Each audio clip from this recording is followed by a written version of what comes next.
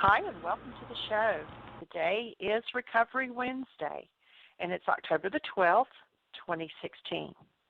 Our call-in number is 516-418-5786. Press 1, and that puts you in queue to talk to us. And we would love to hear your comments and your questions because that makes this your show. Welcome, Michael. Thank you, dear heart, and welcome, everyone. We're honored that you're with us one more time. And today is Recovery Wednesday. We're looking at how do we recover the truth of who we are? How do we get back to functioning as human beings, and what is a human being? Well, just hold a newborn child. You know exactly what a human being is. If you don't have one of those, I don't mean the newborn, I mean the active presence of love that the newborn is, then you have a problem. You don't have a human life. And this work is about recovering our human lives, recovering the truth of who we are as this awesome, sweet, active presence of love. When we don't have a human life, then all sorts of things become attractive. Medicating oneself with drugs, alcohol, rage, food, anything and everything will do. Any distraction not to feel what's going on inside of us. And people create all kinds of rationalizations for the use of those substances, and those substances simply rob them further of their lives and their life force, as well as their wealth and intelligence. And so I came across a piece of music the other day. Actually, Shelley shared it with me. You've heard Shelley on the show several times. And when he shared it with me, it's like, this is so perfect for Recovery Wednesday. And it was written by Garth Brooks and Kim Williams. We weren't able to find a version by Garth Brooks that we could play, but if one that would work on the radio show, but if you go to YouTube and look up Garth Brooks and Kim Williams was his co-author in this song, and apparently passed away as a result, I believe, of an accident. And so there's a celebration of Kim Williams' life, and Garth Brooks does a pretty nice rendition of this song if you want to hear it, and if you like Garth Brooks' voice. But anyway, if you go ahead and play that, and just kind of as a cue-in, so I thought it was so perfect that here are country music stars who are writing about the process of addiction, and with some insight about what it costs and some turnaround. So let's give it a listen.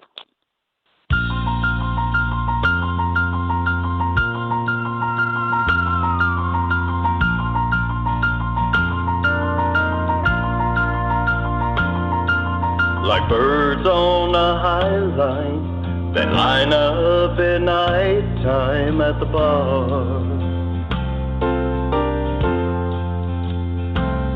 Hey, I once were lovebirds, the bluebirds are all that they are.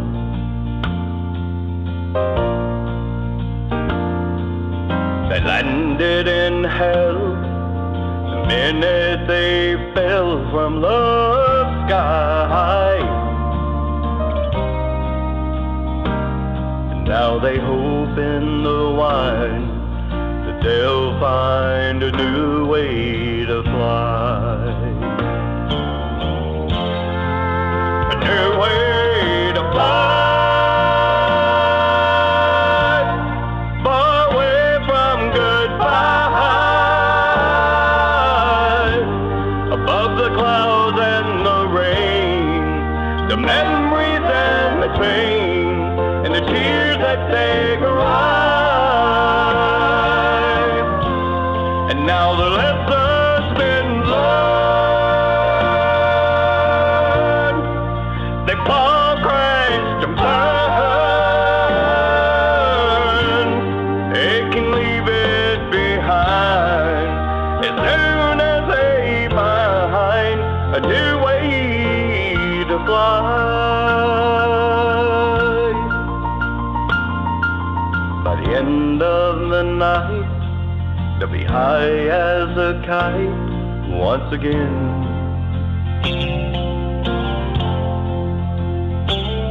They don't seem to mind all the time or the money they spend.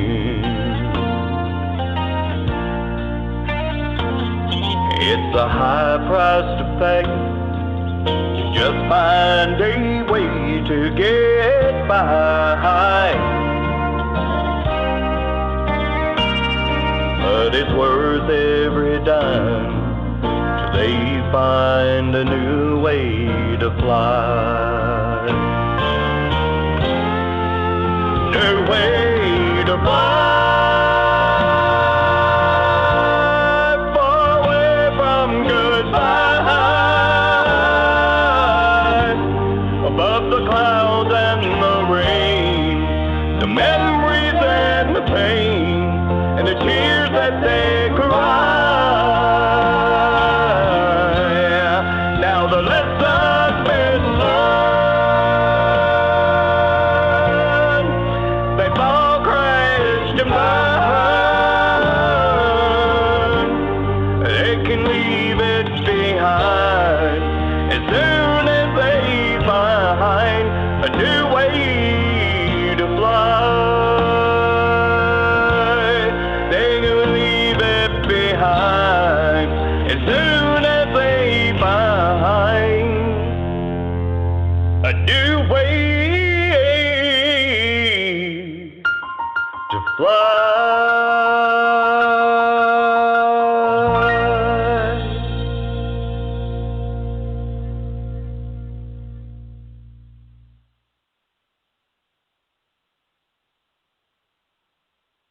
Powerful insight as to why people do drugs and alcohol.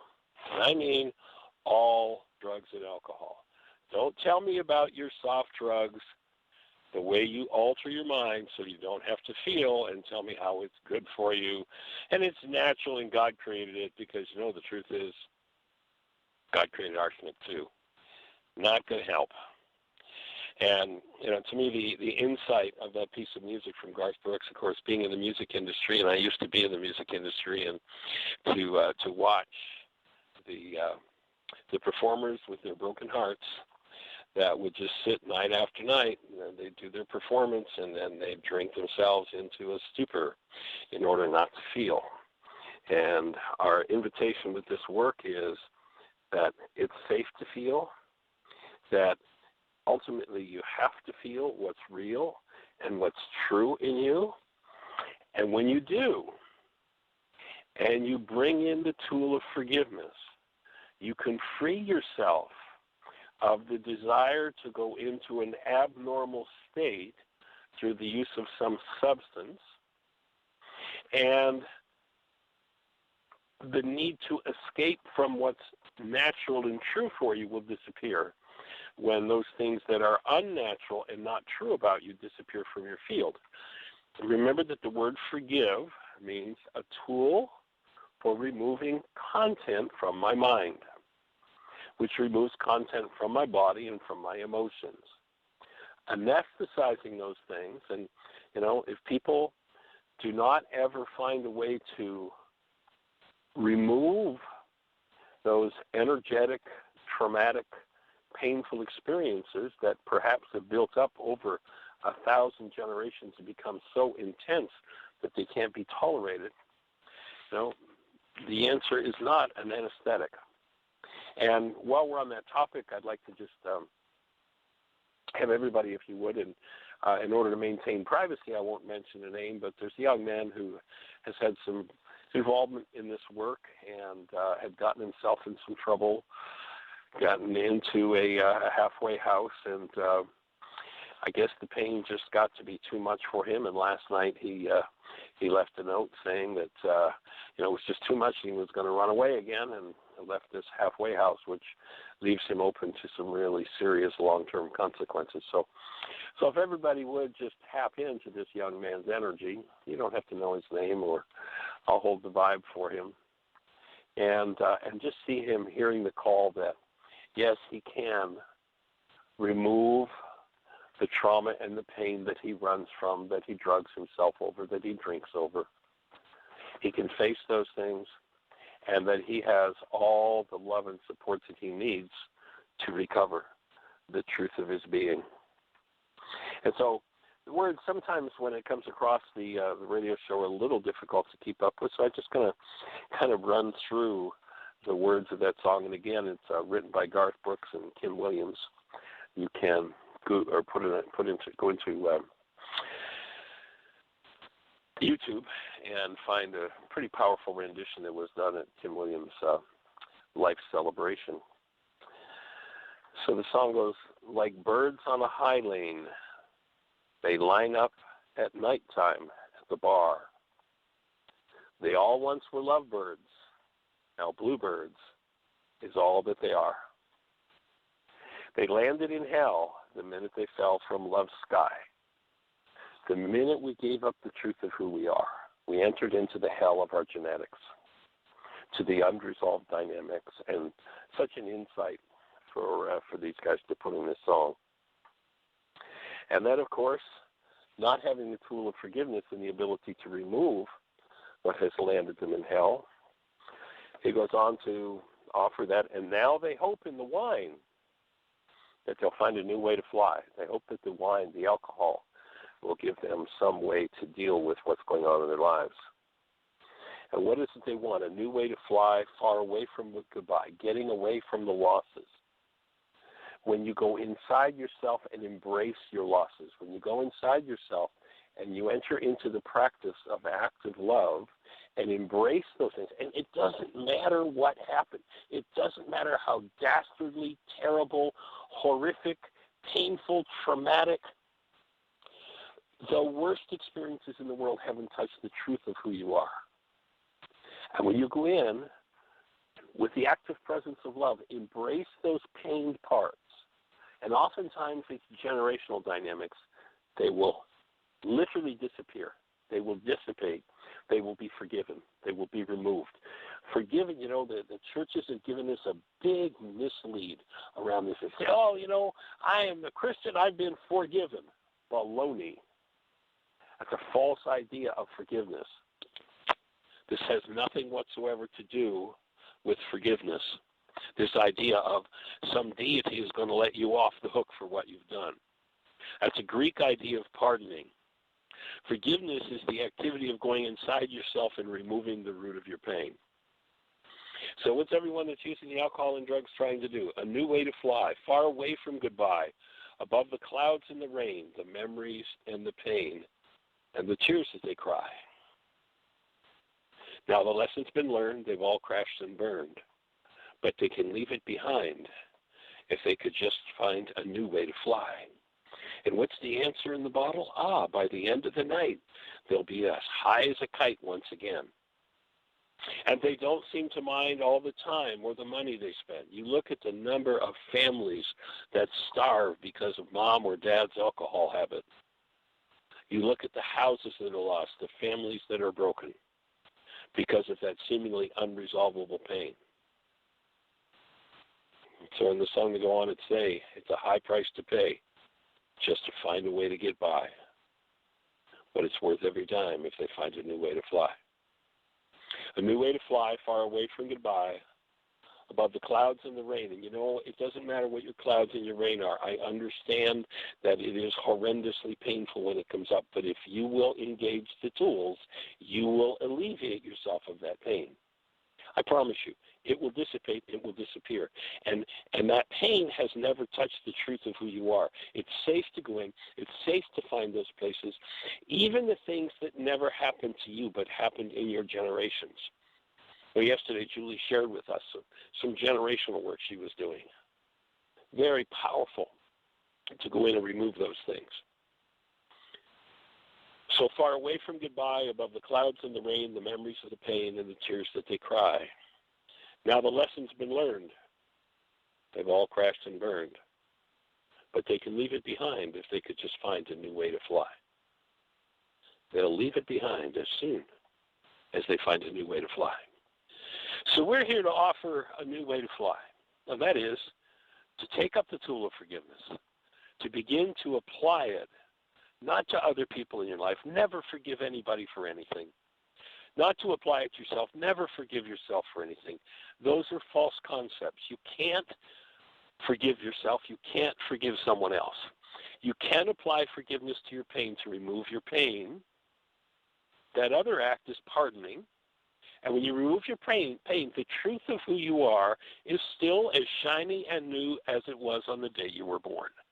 It's never been touched by these energetic insults of loss, of pain, of trauma. The truth of you has never been touched.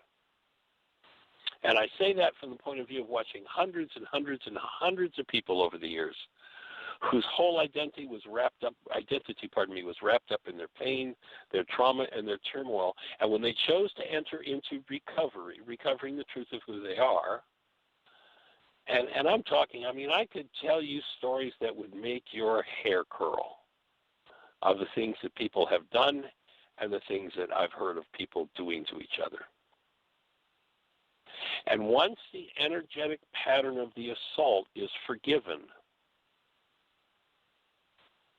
then the truth of being shows again, and one lives in aliveness, joy, in a state that couldn't have been imagined in that previous mindset. So we're here to support you living in that state of aliveness and joy, your human life. Again, if you don't have one, you got a problem. Go to work on it and reclaim your human life. And watch how awesome the insight is. And another beautiful piece of the puzzle is that once you do that, then you're empowered to support other people to go through it. You literally become a force for healing in the world. You become empowered to heal. So that's what we're here to support. And if you haven't touched into the forgiveness processes yet, we invite you to go to our website, www.whyagain.org. Upper left-hand corner, the words Start Here appear. Click on Start Here, first words on the page, and it'll take you to a whole series of links. Here's how you forgive, and we're here to answer questions and support you in understanding and applying the tool of forgiveness.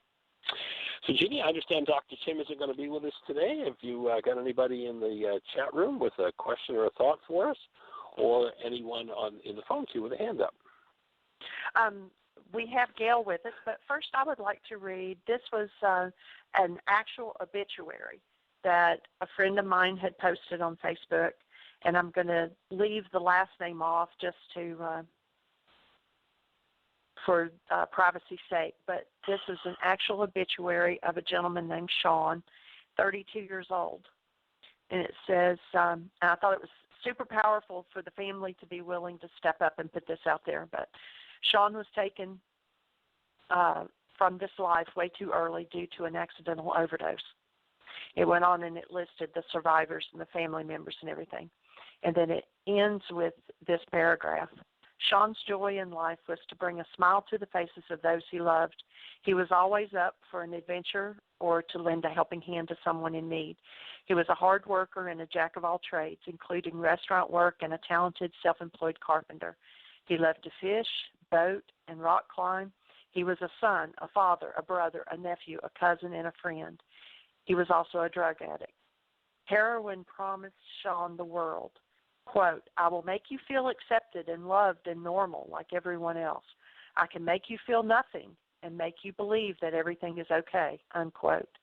But what it didn't tell him was how it was going to devastate his family and tear them apart, how it would take jobs and places to live, how it would steal his baby girl right out of his arms, how it would take his smile and his laughter, his love for life, and it would take and take and take until it took his life.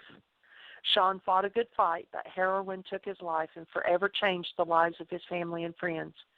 If heroin or any other substance has you trapped and feeling like there is no way out, you are not alone. There is help for you. Your story doesn't have to end the way that Sean's did. Ask for help. And I thought that was just super powerful for the family to be willing to put that out there. Very powerful. Very powerful. And the truth is, heroin has never taken anybody's life. Alcohol has never taken anybody's life. People give their lives to heroin and alcohol. It's a choice made from within. That's another subtle form of denial to go, oh, heroin did this to me. Alcohol did this to me. Oh, I did that because I was drunk. No, you didn't. You did that because it was in you to do. And when you take responsibility, you get to heal those parts of your mind. You get to move in a different place. But, yeah, that's a powerful obituary, and what a sad commentary on a young man's life. You know, as you were reading it, honey, one of the things that over the last 50 years of working with a lot of alcoholics and drug addicts, and actually probably more alcoholics than drug addicts, what I've observed is that by and large, the alcoholic is an extremely sensitive person, and when they came into the world, there was no place for them to land. There was no place for them to be nurtured and cared for, and the pain of that is what's being anesthetized with the alcohol. And as one enters into the forgiveness process and frees themselves from the need for that aesthetic, the sweetness and the beauty that they are comes back into full expression in their lives. And it's an awesome place to live. So is Gail with us today? Shall we say hello to young lady Gail? She is, and she's on. Great. Hey there, young lady. How are you? I am well. How are you? I am doing very well. A little rainy here in the St. Louis area, as I'm sure you know out there in Vandalia. It is true. We usually end up getting whatever St. Louis is done with. That it usually ends up coming east from St. Louis. So yeah, it's been overcast, and we're waiting for the rain. Well, it's gone through here. I hope it's finished, and this week has just been so extremely beautiful that I'm sure the trees and the plants are loving the rain. I'm sure they are too. It has been very beautiful this week, for sure. Yeah. Cool. So, any exciting feedback from the Why Is This Happening to Me Again workshop on Sunday, or anything to share anything on your mind in terms of recovery? A lot of really good feedback.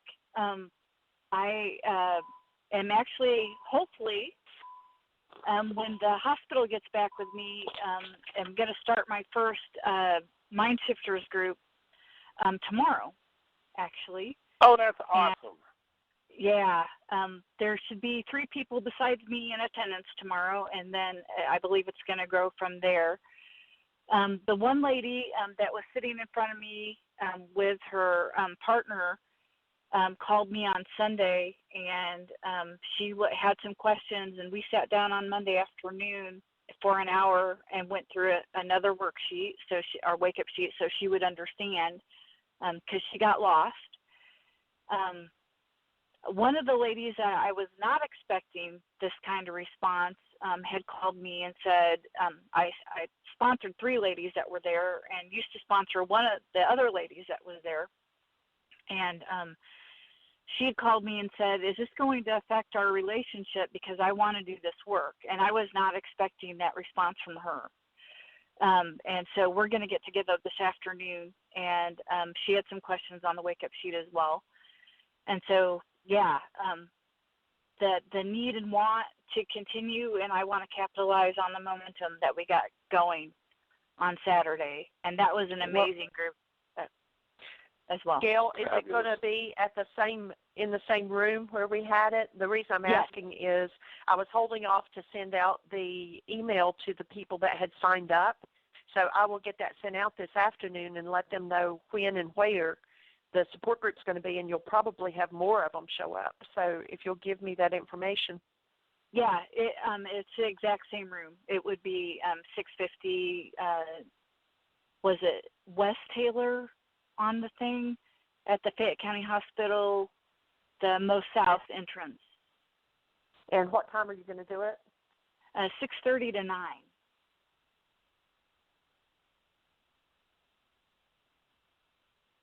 Okay, I'll get that email out as soon as the radio show's over. Yeah, and the other thing, too, the lady that was in the orange shirt, she will be able to come in October, but in November she's going to have to change her schedule. And so I was thinking about doing something where she lives, because she lives a half hour away from me as well, and she lives in a bigger city that would have maybe more participants. So I was thinking about having a Mind Shifters group here in Vandalia and another one in Effingham, but we haven't gotten any farther on that yet. So that would start with a workshop as well, and then would proceed with, continuing to do the Mind Shifters group after that. So fabulous. Well, one of the things you might want to do is get on Meetup and put it out on Meetup, especially if you're getting ready to put another group out there. I know that Susan says that she gets, I think, 3 to 4 people a month. And a number of those people are people who've done the Laws of Living intensive with her, or the 8-week Laws of Living. So that would be I'd forgotten about that resource, but yes. Yeah. Absolutely. Fabulous. Well, so what's on your mind in there? terms of recovery today?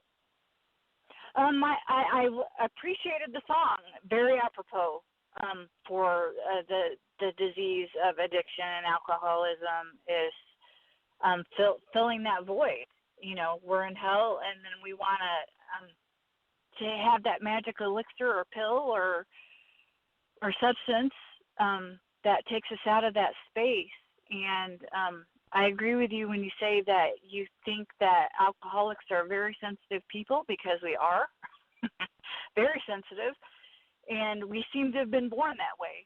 That's a part of our literature, is that we're just extremely, extremely, extremely sensitive. And I could not relate to alcoholics jumping in and out of the program since I was 21 years old, and I thought I was too young to be an alcoholic. And I could not relate to the older people. It seemed like Alcoholics Anonymous was filled with older 40-type, year-old men plus. I could not relate to them.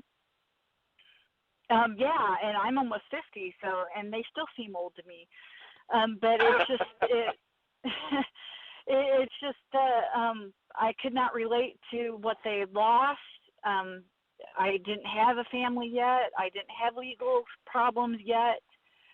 My stuff that was happening to me is that I was waking up next to strangers, not knowing if I had given consent or not, and that wasn't being talked about in the meetings that I was going to. And the first time that I could start to be able to relate was when this gentleman started to talk about how he felt like before he took that first drink, and he started to talk about he felt like he was always on the outside looking in, that he couldn't connect to others, and he felt like everybody else was just, was in line and knew how to do life, and he didn't feel like he could do life, and just felt very awkward and uncomfortable in his own skin was the words that he used.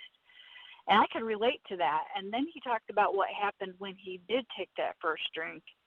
And he said that the clouds parted and the angels sang. And that's exactly how I was. And then the pain was anesthetized. Yes. And then his obsession of chasing that first drunk, the effects of that feeling. And then what it talks about in the big book of Alcoholics Anonymous and more about alcoholism, it talks about our great obsession was to be able to control and enjoy our drinking. And I heard a lot of old-timers, one old-timer in particular, he would say, he would define that. You'd think that you would be able to understand what that means, but he would further on say, if I'm controlling my drinking, I'm not enjoying it. And if I'm enjoying it, I'm not controlling it. And that is so true. When I try to control my drinking, I'm only going to have 1 or 2. I'll be home by whatever, and so I'm going to control my drinking. It was torture. It hurt to control my drinking. And because I couldn't get to that space, that magical place. And when I was enjoying it, I most definitely was not controlling it. And when I was enjoying it, I had consequences. And like I said before, my biggest consequences was to end up in bed with somebody that I didn't know. And Oblivion. And that was an addiction in itself. Go ahead. Yeah, I was just going to say that Oblivion became a good substitute for catching that first drunk, that first high that felt, like the clouds parted and the angels sang, which of course is rarely recaptured again, but Oblivion kind of fits as a substitute then. Absolutely. Yeah. Anything to get out of that pain. Yeah. I thought that Brooks and Williams caught it very powerfully. I used to be in the music business, so I admire good songwriting. And so they all once were lovebirds. Now bluebirds is all that they are. They landed in hell the minute they fell from love's sky. I mean, what an insight into, and that actually describes as well the power person dynamic at the moment of the loss of being, which I think is also often at the root of that need for an anesthetic to anesthetize the rage and the pain of having given up the state of being love and buying into the cheap copy called the ego self or the non-being self. Agreed. And who better than Garth Brooks to have that song? And from going to like the chant of Oasis, I have friends in low places. I mean, that was right. It just that was a great song in I guess the late '80s, early '90s. Go to the honky tonk and put that one on the jukebox, and everybody in the whole bar would be singing that one. Definitely to relate to that. And then, for this song, it's perfect. Very perfect. And I'm glad that you reiterated the lyrics because I didn't hear them when you first started it. I didn't start to hear it till later. So thank you for reiterating it. And yeah, it captures the disease for sure. Yeah. Well, anything else to add before we check the phone for callers? I don't think so. I just basically wanted to check in on what happened over the weekend and the results of what was going on. And yes, that was a very sweet group of people, and you were right on target. It flowed very well, and I thought it was one of your best why workshops ever that I've been in attendance with, even better than the one that you did in St. Louis. And then I was giving Doug a lot of crap for that, saying, well, Michael likes me better because he did a better one for me. Having a little sibling rivalry going on. And cute. Yeah, cute. It was good. It was very good. And I think it definitely opened. It was a great opening for at least 4 people in that room, and I look forward to continuing the momentum. And Laws of Living, the morning conference calls are just a wondrous, safe place. We're really bonding over that call in the morning and doing the work. Fabulous. And, I'm alone at night, and that's okay. I'm getting my work done.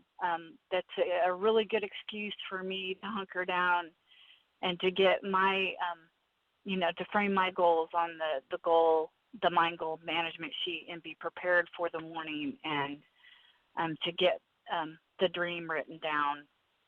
And so it's rocking there. It's going really well there. Fabulous. All right, well, let's check with Jeannie and see if there's anybody in the phone queue with a hand up or anything happening in the chat room. Sweetie? No, nobody has their hand up, and everybody in the chat room's just kind of said hi, how are you, that kind of thing. So if anyone is on the switchboard and you're up for sharing, press 1, and that'll put you in queue, and we'll know that you're there. There's quite a few people listening today, which is awesome. Is Julie with us? I had a conversation after the show yesterday with Julie, and she had a really excellent question. So I wonder if she's out there with her hand up. You're talking about Julie and Perrott? She sent me a text just a few seconds ago that said that you had suggested she call in, but she's in an appointment, and so she can't do it today. Okay.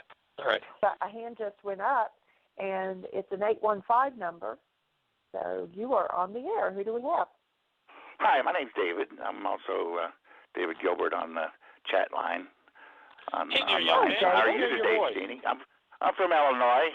You know me with Dr. Hayes. Chicago. Yeah, we know you. We got your number. Yeah, how are you? How are you, David? I'm rocking. Doing well. How about you? I'm wonderful. You know, Good. It's a beautiful thing. I wanted to call up and you know, of course, I've been hanging around you and Jeannie and Dr. Hayes for a number of years, but it still keeps getting better. But I've been in recovery for a number of years too. But I wanted to share today some of the things that I've been putting into practice over the last probably year and a half, but it really came to you know, like fullness the last couple of days last couple of weeks and days when I've been working with a couple of guys, as far as the list that you always put on the board at the beginning of why it's happening to me about non-being, the list of hostility and fear, Right. and then the one on the right with the being of love and forgiveness. You know what I'm talking about? Yes. Yeah, Sure do. and you know, one of the things about us alcoholics is you know, things happen to us, and we want to get into a spot where I just want to be comfortable. I just want to be loved, and when I do this and I can't get it, well, alcohol seems to numb that a lot. And Right. and through the years of being inebriated or on drugs or whatever, I tend to pick up some defects of character that really bury the original me, you know. And like you've said 1,000 times, you know, the blockage of truth comes in, and you know, I was in recovery for probably 15 years before I ran into you and Dr. Hayes, and that's when I realized, you know, I thought I was doing pretty good and working a pretty good little program, but I was still, you know, when somebody would push my buttons, I would blow, and Right. what I was discovering was there was nothing being dismantled. I wasn't doing it. I was denying, and I was suppressing it, and I was projecting it, and I was externalizing it. And sometimes when I externalized it, it wasn't pretty. So it was really great when I ran into you know, you guys. But get back onto this.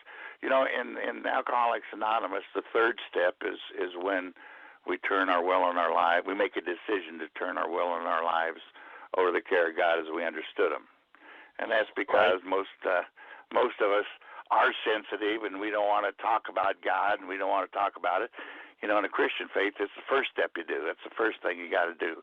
But you know, with the blockage of truth and the way I feel about authority figures, and I'm entitled to everything. The world just hasn't been fair to me. And what I've been doing lately that worked out is, you know, after a few times of sitting down and going through the first 4 chapters of the big book of Alcoholics Anonymous is where the sponsee or the person suffering can make up their mind whether they are an alcoholic or not. You know, I can't tell them they are. They have to make up their mind themselves.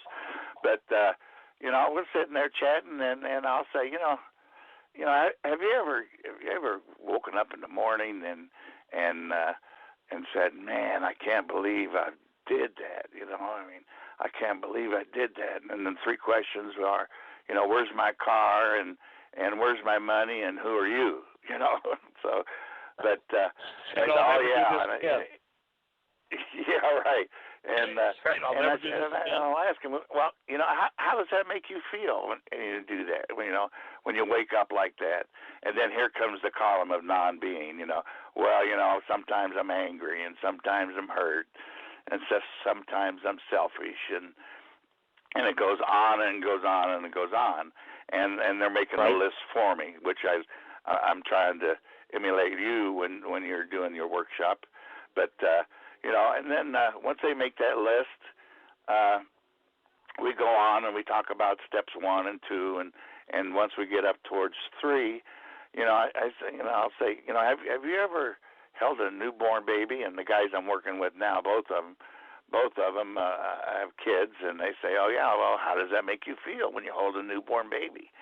And that sometimes, it rolls off. Sometimes we have to plug them with the little buzzwords, but they always say it's a miracle or intense or pure blessing, et cetera, on that being love. And like I said, step 3 is make a decision to turn our will and our life over to the care of God as we understand Him. And I say now on the right hand column here, let's say that's non-being. Can you see where that's all hostility and fear? And they say, well, yeah.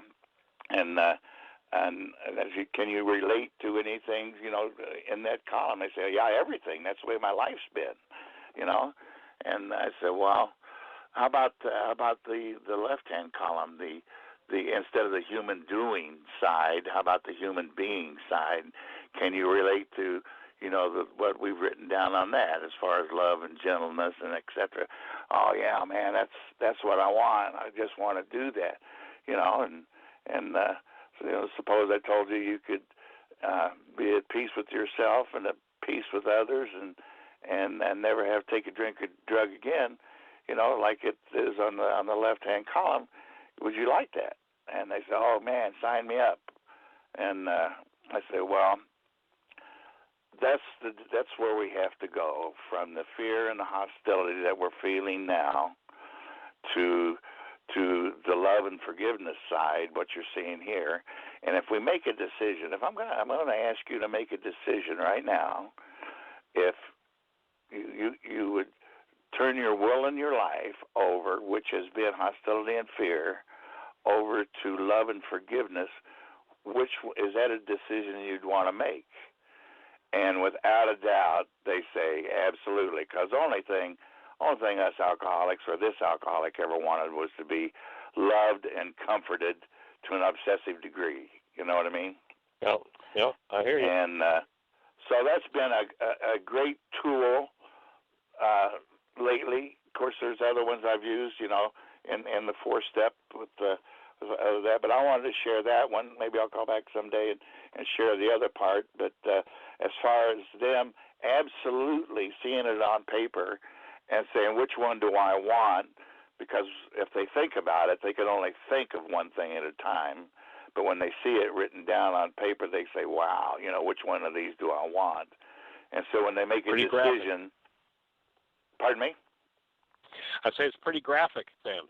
Oh yeah, and it makes that decision easier, even though the higher power is not defined, or we can't say in detail what it is, and you don't have to know that. It's just whatever, and that's opened up a real bridge as far as trust, because when we're new in the program, most of us don't trust anybody, Right. And every time we've laid our heart on the line, it's been kicked down the road, and it's just hard to love somebody. So if we can get it to the point to where the source is all love, and you can't divide love, and then maybe the trust starts to build, and it is a process, So with that, I'll open for your comments. And powerful. I always like the one too about the blue ball and authority.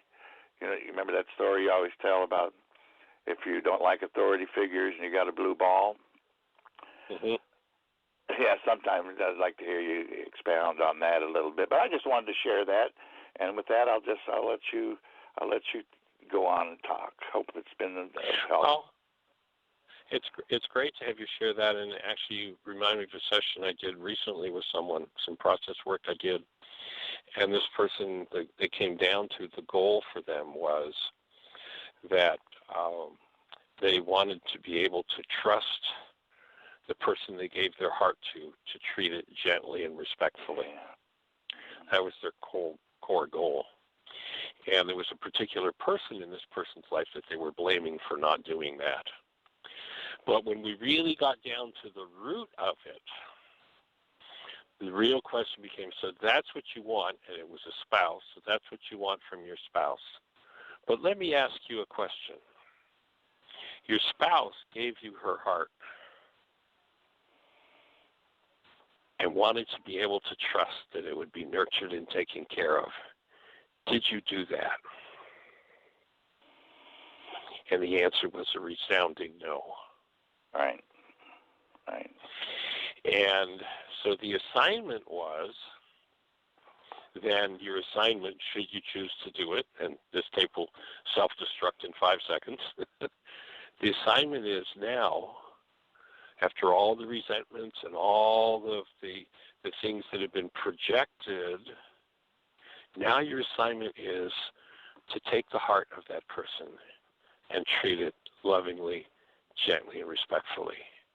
And when you do that, you'll get to receive that in your heart, because it's all done with smoke and mirrors, the good, the bad, and the ugly. So that's the thought that you brought forward, is just was so fresh for me. Right. Yeah, and they made the quote by Carl Jung, we don't become enlightened by envisioning the light, but we become enlightened by bringing the darkness to the light.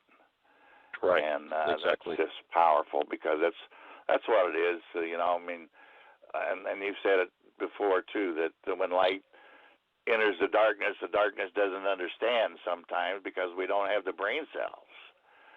So right. We just got to keep breathing and keep on that path, and that we may be accepting things, but when the evidence starts laying a hold, that acceptance really turns into knowing rather than just okay, I'm going to believe. Right. Well, and another thing that I ran across a quote recently, and a turnaround that happens when people go into their hostility and fear, is they call the relationships that they're in love relationships, and they're not love relationships at all. They're hate relationships. And out of those hate relationships, people write songs like, I'm sure this tune will ring in your ears, love hurts, love hurts. I mean, that refrain over and over and over again, and there's a woman named Misa Selimovic, I hope I'm pronouncing her name correctly. The quote's actually floating around the internet and Facebook as being credited to Liam Neeson, but I understand it wasn't actually him that said it. But I thought it was very powerfully said. And what she says is, everyone says love hurts, but that's not true. Loneliness hurts. Rejection hurts. Right. Losing someone hurts. Envy hurts. Everyone gets these things confused with love, but in reality, love is the only thing in the world that covers all pain and makes one feel wonderful again. Love is the only thing in this world that does not hurt. Wonderful. Yeah, I like that a lot. I thought that was a pretty powerful insight for her to write. Yes, That's pretty sweet.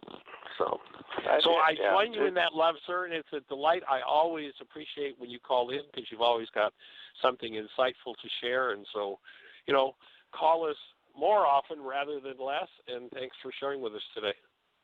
All right, love and hugs. Okay, much appreciation. Bye-bye. Take care. Bye-bye. All right. Well, Jeannie, do you have our calling number offhand? I still don't have it memorized.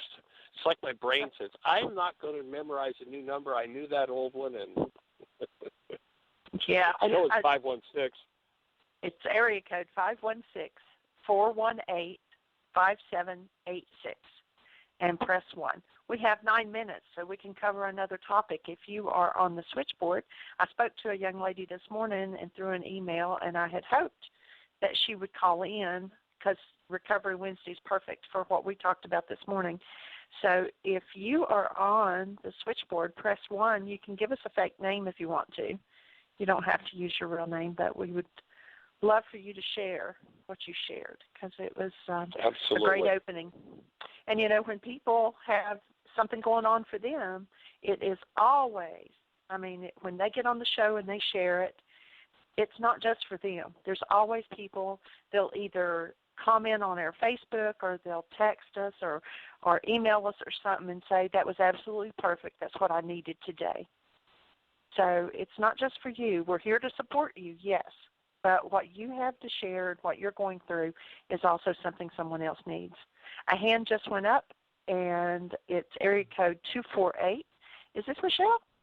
Yeah, hey, because she's trying to press 1 and it won't, and it's not going. It's not cooperating, the switchboard. Huh, okay. Well, welcome to the show. Hey, young lady, welcome.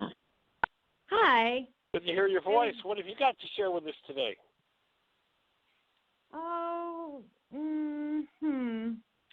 really just wanted to let you know her number so that Jeannie could unmute her. Oh, she's okay. Well, we'll leave it to her to put her hand up to do that. No, she's trying to, and it won't work. And then she's like, what's the area code?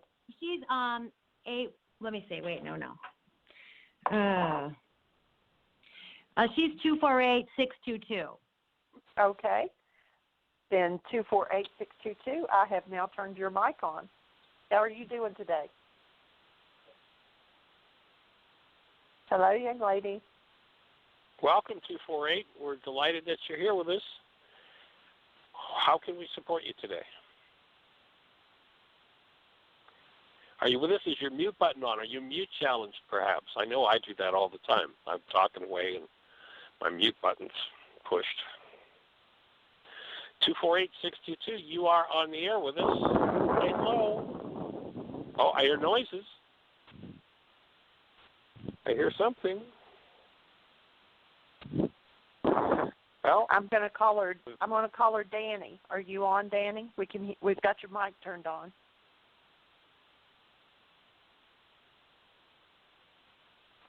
Okay, I guess there's a challenge. Maybe, Danny, you could hang up and call back in again.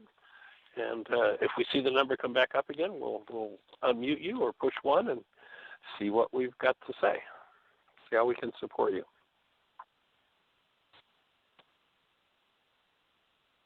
In the meantime, you know, with the show we did yesterday, and Julie. She's back on. Let's see if we've got her. Okay. Hi, 248. You're on. Hi, this is Danielle. Hey, Danielle. Thank you for calling in. Awesome. Yes, thank you for your patience. I realized I have my phone hooked up to an auxiliary cord, and for some reason it wasn't letting me dial in. So thank you for your patience. Delighted. Glad you're here. What's exciting in your world? How can we support you today? Well, I'm really grateful for the topic and to be here and for the work. I thank you, Michelle, too, for letting everyone know that I was trying to call in. I'm very new to forgiveness work, and I recently have started my own recovery process, both from alcohol as well as an eating disorder, specifically bulimia. And I suppose, you know, I thought that I had been trying to recover for a long time, but it felt a lot more like a fight than surrendering to love and to, you know, to my source. And so I'm just really delighted to have found your work. I suppose, so there's so much that's resonated today, and I know there's only a few minutes left, but probably what I'm most thinking about most right now, I've started AA and have got a sponsor and you know, had a lot of preconceptions around what that would actually look like, and many of which were completely wrong. So I'm glad that I showed up. But through through my drinking and the lies that surrounded it, I have alienated my husband, so much so that I learned last week that he filed for divorce. And so, my main goal is healing myself, but there's, a lot of grief associated with the idea of losing my partner. And so, and the extent to which I've hurt him through my dishonesty and lies around alcohol. And so, I'm trying to, and I won't have the language right yet, and this is what I had emailed Jeannie about yesterday, and thank you, about, wanting to have that love and honor that love without having the goal and wanting to express that to him. And again, the language I know probably isn't quite right here, but without having the goal of, while simultaneously canceling the goal of wanting him to, not leave the relationship. So that's, in a nutshell, we have 2 minutes left, what's on my mind. And so yes, that's kind of where I am at. So I shared a letter with Jeannie that I had written to him. Danielle, I had responded to your letter. I don't know if you've gotten my response yet or not, but let me just offer, too, it's not really about whether you say the right words or not. We can tell by our words what we need to look at and where our thoughts are. So it's actually a good thing. It's kind of like having an alarm on the wall. It goes off and lets you know that there's a fire. So it's not that your words are wrong, but if you'll pay, and it takes time, it takes practice, and we're here to support you in any way. Just pointing out some of the things, like in the letter that I responded back to you was, the letter that you sent to me to read was awesome, and some of the things that you pointed out, but just like the very first thing that I pointed back was that, yes, you said, that you will always love him, but if we think that love comes from outside of us, if we think that I love him or he loves me or doesn't or whatever, then we're looking for love in all the wrong places. And getting to the point first where you realize that's who you are. It's not a verb. It's not something you do to another person, but it's actually who you are. And learning to accept that's who you are. It's not a verb. It's not something you do to another person, but it's actually who you are. And learning to accept that love that you are is one of the first steps, instead of looking outside of you for someone to approve of you and thinking that that's love. So it's not that there's anything wrong with the words that you say about that. It's just one step in the right direction to show you where some of your work is. And we're down to 1 minute. So, Michael, you want to jump something in on that? And then let's definitely keep conversation going and talking about this, call back in, and we definitely want to support you in this, Danielle. Thank you so much. Yeah, so let's create more time for the conversation tomorrow, perhaps. The one thing that I'd invite you to be looking at when you said, that your goal was to not have your husband leave the relationship, that will tend to be an energy that will support you doing behaviors that will keep the relationship moving in the direction of ending. So I'd invite you to start looking at and doing your worksheets around your desire to maintain your relationship with your husband, for him to want to be in relationship with you. And as you cancel that one, the